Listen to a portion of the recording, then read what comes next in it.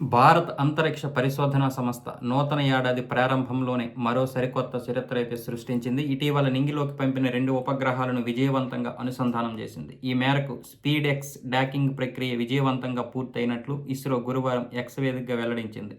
ఈ ఘనత సాధించిన 4గో దేశంగా భారత్ అవతరించింది. గత డిసెంబర్ 30న తిరుపతి జిల్లాలోని సతీష్ ధవన్ స్పేస్ సెంటర్లో పోలార్ శాటిలైట్ లాంచ్ వెహికల్ C-60లో జంట ఉపగ్రహాలను ఇస్రో నింగిలోకి పంపింది. ప్రయోగ వేదిక నుంచి PSLV బయలుదేరిన 15 నిమిషాల 9 సెకన్లకు స్పీడ్-ఎక్స్ 1B, అలాగే 15 నిమిషాల 12 సెకన్లకు స్పీడ్-ఎక్స్ 1A రాకెట్ నుంచి విడిపోయాయి. ఆ తర్వాత వీటి డాకింగ్ కోసం 3 సార్లు ప్రయత్నించగా పలు కారణాల వల్ల ఇది వాయిదా పడుతూ వచ్చింది.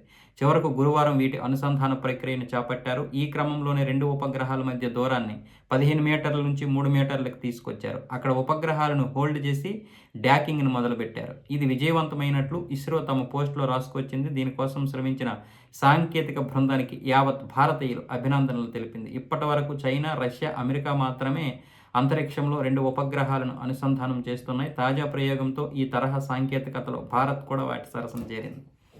ఇలాంటి విజయాలు చూసినప్పుడే భారత్లో మనం గర్వించవచ్చు. కానీ ఇప్పటికీ మన యొక్క విజయాలను చూసి పక్క దేశం చైనా అయితే ఏడుస్తూనే ఉంటుంది. నిజానికి జీడిపిలో కావచ్చు, టెక్నాలజీలో కావచ్చు మనకంటే చాలా ముందు ఉంది చైనా.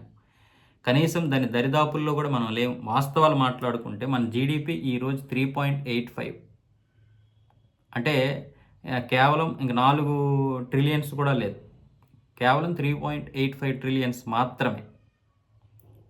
కానీ చైనా జీడిపి 17 ట్రిలియన్లు, అమెరికా జీడిపి 27 ట్రిలియన్లు. మనం జర్మనీ, జపాన్ దగ్గర కూడా లేము. ఆ 2 దేశాలు ఇంచుమించు 4 ట్రిలియన్లతో ముందు ఉన్నాయి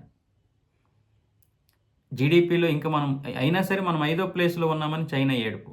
ఇప్పుడు టెక్నాలజీలో మనం ముందుకు వచ్చేస్తున్నామని ఒక ఏడుపు. మన చంద్రయాన్ సక్సెస్ అయిన తర్వాత ఒక ఏడుపు. అయితే ఏడుపు చైనాది, అమెరికా ఏడుస్తుంది కానీ చెప్పదు బయటికి.